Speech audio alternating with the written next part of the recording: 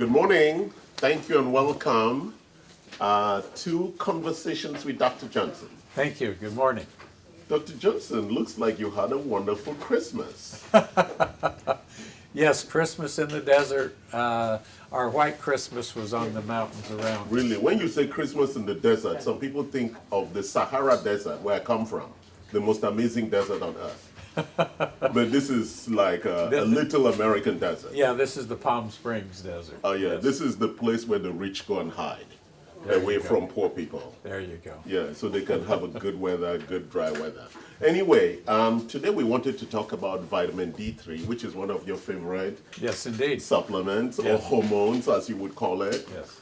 I just got some feedback, some friends of mine Yeah. who've been watching us. Yeah. And the whole family, 15 of them, got COVID 3 weeks ago, and they took our advice, all full recovery. Excellent. Excellent. And so I thought, we're not going to talk about COVID because, you know, these Facebook people will say, oh, look at this illegal treatment pathway. So we're going to talk about vitamin D3 and the interventions around our immune system. Okay. All right, so let's start. For a typical person who is going through this trauma, stress of discussions about COVID-19, what should be their base amount of vitamin D3 that they should be taking? Okay. So based on my experience, over 20 years worth of experience with patients with vitamin D3, most adults need to take 10,000 units of vitamin D3 per day Let me have the 10,000 to bottle. keep their blood levels up at high normal, which is our target. Yes. Now, unfortunately, mainstream doctors tend to see a high normal reading and tell their patients, oh, you're taking too much vitamin D3, you need to stop taking it. That's the 10,000 high potency bioactive. Yes. It comes with K. Yes, And you said normally people should be taking the 10,000 every day. yes. Okay. Most adults. Now, based on blood testing, that's a little too much for some people.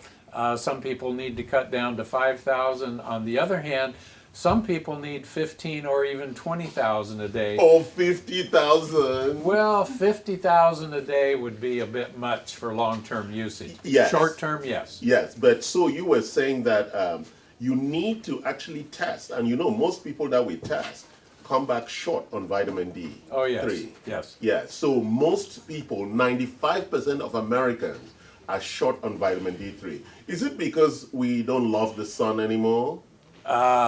Everybody's been brainwashed to be afraid of the sun. They have to put on sunscreen on every square inch before they go outside. They put on.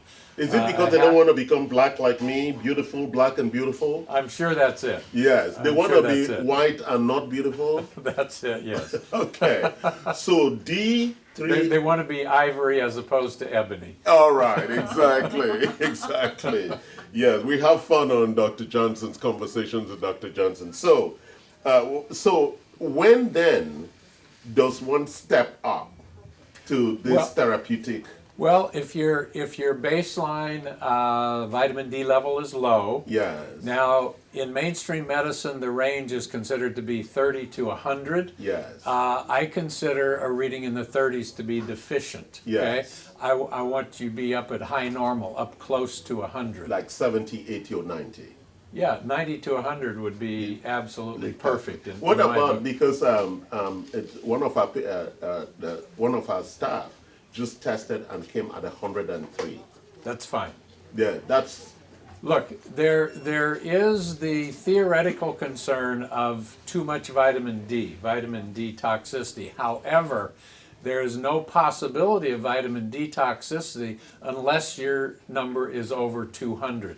So there's a huge margin of safety there. yes, very important point, guys. Yeah. So when does the high potency vitamin D, say for example, part of my family has COVID Okay. or the flu. Okay. What then do we do? Okay. So if you're just starting out taking vitamin D3 and your readings are in the 30s, Yes. I'm going to tell you to take 50,000 a day for 3 days, Yes. followed up by 10,000 a day. All right. If your readings are in the 20s, I'm going to tell you to take 50,000 a day for 7 days. Yes. And then go back to the 10,000 a day. That test for vitamin D, it's a blood test, right? Correct. And it's a cheap test. It's about 25 bucks. 40 bucks. It depends on which lab you're using. Yeah, But right. yeah, So, in that ballpark. But it's important to test for that. Yes. I haven't tested in some time. So what I do is that I'm always on 10,000, and then once a week I take 50,000. All right. So you should test. All right. You should definitely To just test. see where my level is. Yeah. So I'm not hitting like 150 or 170. There you go. And then you might start seeing D3 growing out of my hair. Well, and that would be very attractive on you. All right, so let's talk about what D3 is actually doing. Okay. So you say it's a hormone. Why is it a hormone? We call it a vitamin, hormone. What is vitamin D3? Well, when it was first discovered, and I believe this was back in the 20s, Yes. the 1920s, it was Yes. before my time. Yes. They thought it was a vitamin and they named it vitamin D. Yes. Later, when they discovered that it's actually a hormone, the name vitamin D was in such common usage that they just didn't try to change it back. Okay. They just went with it. But it's actually a hormone. Okay? And does the body make this naturally? If you're exposed to the sun enough, it does. But the catch is, someone like myself, who I have a very fair complexion, I sunburn easily. Yes. I can't really spend enough time in the sun to get enough vitamin D3. And if I put on sunscreen so that I don't get sunburned, then of course I really don't make vitamin D3. With your dark pigment, the pigment blocks vitamin D production. And so both of us, for opposite reasons, would have a great deal of difficulty getting enough vitamin D3 through the sun. Wow, that is challenging. So what else? What about the lighting? Like when we go to Vegas, we're in lights all day. Don't we get vitamin D from... No. Oh, because the frequencies are not covered, right? I want Yeah. to talk about the light frequencies that would push for D3 production. Yeah, it has to be ultraviolet. Yes, UV light. Yes. And the artificial lighting we have has little or no ultraviolet in it. And typically the sunscreen is to protect you against the UV light. The ultraviolet, Yes. yes. So Yes. that's the constraint. So vitamin D3 is critical, right, in the unit. And so when somebody then is actually infected or has a viral infection, what is your recommendation with regard to D3? Well, you can push vitamin D3 doses to what may sound like ridiculous levels, but Yes. I've seen it work on dozens of occasions. If you wake up one morning and you have symptoms, Yes. and you're not sure, is it a cold, is it the flu, is it COVID? Fortunately, vitamin D3 helps protect us against all of these. Yeah. And so what I personally do is I take 150,000 units a day for 3 days in a row When you are feeling... when I have symptoms. Yes. And Well, talk to us. Like symptoms like what? well, whether it's a sore throat, whether it's a cough, whether it's a fever, chills, body you will aches, go on 150 for 3 days. 150 per day for 3 days. Which is 3 tablets Yeah, of this. and I know that my blood level will go higher than where I want it to be for the long term. So Yeah. now I don't take any D3 for 3 weeks, and that gives my blood levels a chance to time. come back down to where I want them And for then the you long haul. continue with the 10,000 a Yes. day. Yes. All right, very important. I wanted to talk about 3 other supplements that we use complementarily. You know, this is one of our most popular products. It's a ultra potent C chewable. Yes. Why is vitamin C so amazing? Well, because vitamin C also has very powerful immune strengthening benefits and antiviral benefits. Yes. And in general, the problem with vitamin C is Once we get it into our bloodstream, it doesn't stay there for very long. Yes. Our body tends to get rid of it. Ultra potency has some added ingredients in it that help it stay in our bloodstream For longer. much longer. Yeah, so Yes. we get better, longer lasting protection. Yes. So is it better to get a vitamin C IV rather than taking vitamin C, or to combine them Well, during periods like this? Yeah, it depends on what we're trying to accomplish. Now, Yes. when we swallow vitamin C, at best we absorb about 50% of it. Yeah. Okay. At best. Yes. So if you Which is would be liposomal at best, not capsules. well, I'm talking about capsules. The Okay. liposomal is somewhat better. All right. Okay. But let's say we swallow 4,000 milligrams of vitamin C, we're going to get 2,000 milligrams into our bloodstream. With intravenous vitamin C, we can go to dramatically higher doses, 25,000 milligrams, or in certain situations even more than that. And we use those protocols for other things. Yes, yeah? yes. Where we need high immune activation. Yes. To attack certain underlying conditions. Yes, and certainly if the high dose vitamin D3 didn't take care of the infection I was coming down with, Yeah. and in my experience it works well 98% of the time. Then you would not add C on top of Yeah, that. if I was in that 2% where it didn't work, then I'd come in for intravenous vitamin C. All right, wonderful. So let's talk about zinc. Let's talk about this question we have Oh, here. we have a question. Yes, go ahead. What's the question? Yeah. Is that question from a liberal? My whole world is liberal. so, Okay, let's yes. hear. Someone asked, is there at any point where vitamin D, because I think, and I get this a lot when I talk about the 50,000 units, is there any underlying condition to where the 50,000 units of vitamin D3 is too much? I'm not aware of any such thing, no. And as he just said, even if it has to be so high that it would be an issue. Okay. And typically we're looking at 100 to be the right level. So even if you went up to 150, that is still not challenging. But like he said, Well, listen. then you stay off it for some time to bring the levels down. Right. Listen, they talk about being careful with vitamin D3. There's vitamin D3 toxicity. In my 40 years of practicing medicine, I've never seen a single case of vitamin D3 toxicity. So it's an illusion. Well, it's a theoretical possibility, but it's very rare. Yeah, but It's we very should rare. be dealing practice rather than theories. Yeah, so I have had one patient with a vitamin D3 blood level of about 200. One No, patient in 40 years. No vitamin D3 toxicity. I had another one with a reading a little over 300. There was no vitamin D3 toxicity. I had one with a level of almost 500. There was no vitamin D3 But you know, toxicity. the challenge, Dr. Johnson, is that these people are not even taking vitamin D3, but they start worrying about toxicity. Well, and It's that's kind of stupid. that's well, let's call it silly. Oh, are they liberals? I'm assuming. Yeah. I'm assuming. Yeah, there's a question from the floor. Okay, I have a question, Dr. Johnson. I heard that if we take vitamin D, it should be combined with vitamin K. Okay. Okay.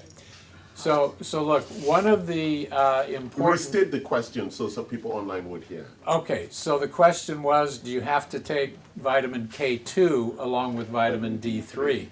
And the answer is, it is certainly helpful to do that, but for what we're talking about here, it doesn't seem to be critical. Yeah. Now, the idea is this: vitamin D is necessary for us to absorb calcium and other minerals from our diet or from our supplements. Deposit in the Okay. box. Yeah. And when we're young, our youthful vitamin D3 and calcium metabolism keeps calcium in our hard tissues where it belongs. Hard tissues are things like bones and teeth. Yes. We want calcium because it helps keep those structures hard and strong. As we age and our calcium metabolism ages, the calcium tends to leach out of the hard tissues and deposit in the soft tissues, like joints and the walls of arteries. Yeah. Okay, you've heard of hardening of the arteries. Yeah. What causes that? Calcium Deposits, deposits. yes. Okay, so vitamin K2 helps keep the calcium out of the soft tissues and keeps it in the hard tissues where it belongs. but in terms of being useful to keep our immune system strong, that doesn't seem to be critical. Yes. So we're talking about immune system Yes. support. Yes. So zinc, Yes. I love these zinc lozenges. So talk to us because it comes with elderberry, right? You know, this is some big words. So why is zinc a critical component of the D3, vitamin C, and then you begin to say zinc? Well, look, our immune system relies on a number of different things Yes. to stay strong. Vitamin D3, vitamin C, zinc. Those are the top three. Yeah, and selenium. Selenium would be Yes. number four. Yeah. So selenium, zinc. Yeah. And so they are minerals, right? Yes, these and are these minerals. minerals are critical in supporting that overall immune system. Yes. So do you take this regimen every day Every day. without fail? You don't have a rest day? Because some people want to cheat. I can't say I've never missed a dose, but Okay. but it's very uncommon for that to All happen. right. So, and because you want to stay viable, go on dates, fall in love, do all the interesting things that people who are well do. How did my personal life get sucked into this conversation? I wasn't aware that this was deeply personal for you. Going on dates, falling in love is not personal. I thought it's for everybody. Endang was even thinking about the same thing, the same thoughts. Yes. It's universal. Yes, it's universal. So It's so- universally personal. It's universally personal. So we're going to end today. Again, let's just summarize those key vitamins and minerals. The minerals were zinc and selenium, two core ones, and the vitamins were vitamin C and vitamin D3. Yes, question? So there's a question. Someone said, can you take D3 alone to boost your immunity, or do you have to take the immune pack for it to work? You can take it alone, Yes. but if you look, everybody knows about the Chicago Bulls superstar Michael Jordan, right? Yes. He was amazing. He was amazing. But did you ever see him out there playing all by himself, or did he always have a team backing him up? I was there, always passing the ball to him. Yeah. You guys didn't see me. Sure you were. Not when he was flying through the sky. We only saw him. Yeah, I was the one passing, but So- nobody showed me. Okay, so vitamin D3 is our superstar, but Yeah. even a superstar like Michael Jordan needs a backup team. I thought those are the people you call slaves. Oh, The people who support the superstar. So the zinc, the We, selenium. we call them teammates. Oh, teammates. Yeah. But why are they paid lower? Yeah, well, Well, they are paid lower because they're serving the star. yeah, but slaves don't get paid at all, so. Well, it depends. We feed them. That's feeding money. So we want our superstar D3 and we want our backup team. Yeah, so superstar D3, backup vitamin C, zinc, selenium. Yes. and All right. melatonin. Yeah, well, now we're going too deep. This was not a melatonin Veracid exercise, but yes, we can go deeper. We just want people to do the basics. Your D3, like he said, 95% will take you there.